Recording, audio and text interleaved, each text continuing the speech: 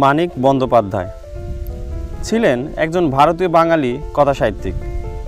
তার প্রকৃত নাম প্রবোধ কুমার বন্দ্যোপাধ্যায়।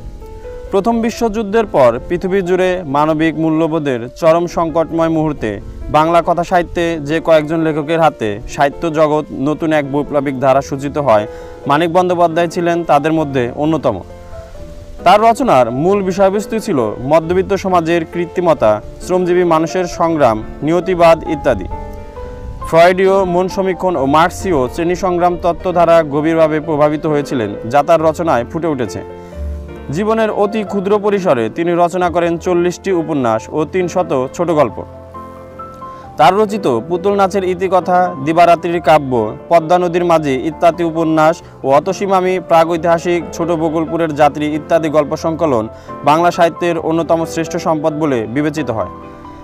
এছাড়াও তার কাব্য রচনাসমূহ বহু বিদেশি ভাষায় অনুদিত হয়েছে। মানিক বন্দ্যোপাধ্যায় 1908 খ্রিস্টাব্দের 19 মে বিহারের সাঁওতাল পরগনা, বর্তমান ঝাড়খণ্ড রাজ্যের দুমকা শহরে জন্মগ্রহণ করেন। তার পৈতৃক বাড়ি ঢাকার বিক্রমপুরের বর্তমান লৌহ জগৎ।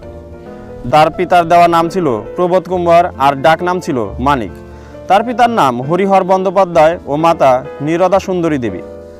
14 সন্তানের মধ্যে তিনি ছিলেন অষ্টম।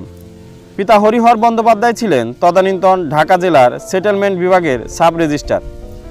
পিতার বদলির চাকরির সূত্রে মানিকের শৈশব, কৈশোর ও ছাত্র জীবন অতিবাহিত হয়েছে বাংলা, বিহার, উড়িষ্যার দুমকা আর সাসারাম, কলকাতা, বারাসাত, বাঁকুড়া, তমলুক, কাথি, মহিষাদল, গুইগাদা, শালবনী, নন্দীগ্রামে, ব্রাহ্মণবাড়িয়া, টাঙ্গাইল প্রভৃতি শহরে। তার মা নীরদা সুন্দরীর আদি নিবাস ছিল পূর্ববঙ্গের বিক্রমপুরের লৌহ জগতের গাউদিয়া গ্রামে। এই গ্রামটির পটভূমি তিনি রচনা করেন তার প্রসিদ্ধ পুতুল নাচের ইতিকথায়। মানিক বন্দ্যোপাধ্যায়ের আভ্যন্তরিক রিয়ালিজম ঘেঁষা মনোভাব তাকে শিল্প জীবনের সৌন্দর্যের আদর্শ থেকে দৃষ্টিগ্রাহ্যভাবে বিচ্যুত করেছে। এমনকি মধ্য ও শেষের দিকের লেখায় তিনি সচেতনভাবেই অসুন্দরের পূজারী হয়ে উঠেছিলেন বললেও অন্যায় হবে না। 1926 খ্রিস্টাব্দে মানিক বন্দ্যোপাধ্যায় মেদিনীপুর জেলা স্কুল থেকে প্রবেশিকা পরীক্ষায়, 1928 খ্রিস্টাব্দে বাঁকুড়া ওয়েসলি মিশন থেকে কলেজ থেকে আইএসসি পরীক্ষায় উত্তীর্ণ হন। কলকাতা প্রেসিডেন্সি কলেজে গণিত বিষয়ে অনার্সে ভর্তি হন। কলেজ ক্যান্টিনে একদিন আড্ডা দেওয়ার অবস্থায় এক বন্ধুর সাথে মানিক বাজি ধরেন তিনি তার লেখা গল্প বিচিত্রায় ছাপাবেন। সে সময় কলকাতায় বিচিত্রা পত্রিকা ছিল অত্যন্ত বিখ্যাত এবং কেবল নাম করা লেখকেরাই তাতে চিঠি লিখতেন। বন্ধুর সাথে বাজি ধরে মানিক লিখে ফেললেন তার প্রথম গল্প অতসীমামি এবং সেটি বিচিত্রায় সম্পাদক বরাবর পাঠিয়ে দেন। গল্পের শেষে নাম স্বাক্ষর করেন মানিক বন্দ্যোপাধ্যায় হিসাবে। সম্পাদক উপেন্দ্রনাথ গঙ্গোপাধ্যায় লেখাটি পাঠানোর 4 মাস পর বিচিত্রায় ছাপেন। প্রকাশের সাথে সাথে গল্পটি পাঠক প্রিয়তা অর্জন করে। মানিক বন্দ্যোপাধ্যায় নামটি পরিচিত হয়ে ওঠে বাংলা সাহিত্যাঙ্গনে। এরপর থেকে বিভিন্ন পত্রপত্রিকায় লেখা পাঠাতে থাকেন মানিক। সাহিত্য চর্চায় মনোনিবেশের ফলে তার একাডেমিক পড়াশোনার ব্যাপক ক্ষতি হয়। শেষাবধি শিক্ষাজীবনের ইতি ঘটে। সাহিত্য রচনাকেই তিনি তার মূল পেশা হিসাবে বেছে নেন। পত্রিকার সহ সম্পাদক হিসাবে কাজ করেন। 1939 খ্রিস্টাব্দে তিনি একটি প্রেস ও প্রকাশনা সংস্থা প্রতিষ্ঠা করেন, যা কিছুদিনের মধ্যেই বন্ধ হয়ে যায়। 1943 খ্রিস্টাব্দে মানিক কয়েক মাস একটি সরকারি পদে অধিষ্ঠিত ছিলেন।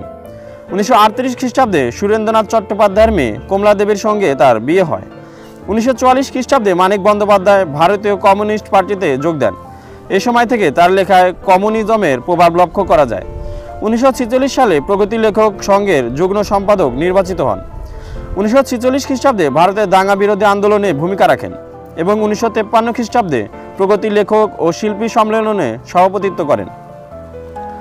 পিতার বদলির চাকরির সূত্রে মানিকের শৈশব, কৈশোর ও ছাত্র জীবন অতিবাহিত হয়েছে বাংলা, বিহার, উড়িষ্যার দুমকা আর সাসারাম, কলকাতা, বারাসাত, বাঁকুড়া, তমলুক, কাথি, মহিষাদল, গুইগাদা, শালবনী, নন্দীগ্রাম, ব্রাহ্মণবাড়িয়া, টাঙ্গাইল প্রভৃতি শহরে।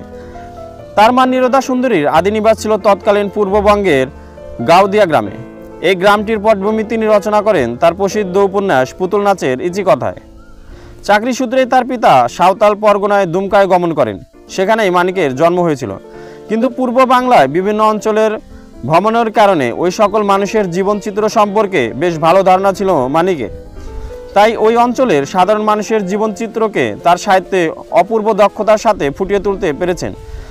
বিচিত্র সব মানুষ সম্পর্কে অভিজ্ঞতা লাভ করেছিলেন লেখক। তার এই সকল অভিজ্ঞতাকেই তিনি তার সাহিত্যে তুলে ধরেছেন বিচিত্র সব চরিত্রের আড়ালে। পদ্মার তীরবর্তী জেলেপাড়ায় পটভূমিতে রচনা করেন পদ্মা নদীর মাঝি উপন্যাসটি।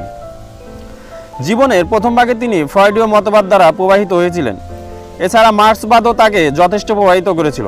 তার অধিকাংশ রচনাতেই এই দুই মতবাদের নিবিড় প্রভাব লক্ষ্য করা যায়। ব্যক্তিগতভাবে মানিক ছিলেন মধ্যবিত্ত মানসিকতার উত্তরাধিকারী। তার প্রথম গল্পগুচ্ছ অতসী মামি ও অন্যান্য সংকলনে সব কয়টি গল্প এবং প্রথম উপন্যাস দিবারাত্রির কাব্য মধ্যবিত্ত জীবনভিত্তিক কাহিনী নিয়ে গড়া। এছাড়া গ্রামীণ হতদরিদ্র মানুষের জীবনচিত্রও তার বেশ কিছু লেখায় দেখতে পাওয়া যায়। মানিক বন্দ্যোপাধ্যায়ের সাহিত্যে বস্তুবাদের প্রভাব লক্ষণীয়। মনুষ্যত্ব ও মানবতাবাদের জয়গানই তার সাহিত্যের মূল উপজীব্য। দ্বিতীয় বিশ্বযুদ্ধ পরবর্তী আর্থসামাজিক, রাজনৈতিক ও রাষ্ট্রীয় জীবনের দাঙ্গা গড়ার প্রত্যক্ষ ও পরোক্ষ প্রভাবকে তিনি তার সাহিত্যে চিত্রায়িত করেছেন। সমাজের শাসক ও পুঁজিপতিদের হাতে দরিদ্র সমাজের শোষণ বঞ্চনার স্বরূপ তুলে ধরেছেন সাহিত্যের নানান চরিত্রের আড়ালে। মানিক বন্দ্যোপাধ্যায় সর্বমোট 40টি উপন্যাস এবং 300টি ছোট গল্প রচনা করেছেন। তার লেখা অন্যতম ছোট গল্প হল মাসি পিসি, যেটি সর্বপ্রথম পূর্বাশা পত্রিকায় 1352 বঙ্গাব্দের চৈত্র সংখ্যায় প্রকাশিত হয়। 1935 খ্রিস্টাব্দ থেকে লেখক মিগ্রি রোগে আক্রান্ত ছিলেন, যা পরবর্তীকালে জটিল অবস্থায় পরলোক গমন করে। দীর্ঘ রোগ ভোগের পর 3রা ডিসেম্বর 1956 খ্রিস্টাব্দে তার মৃত্যু ঘটে।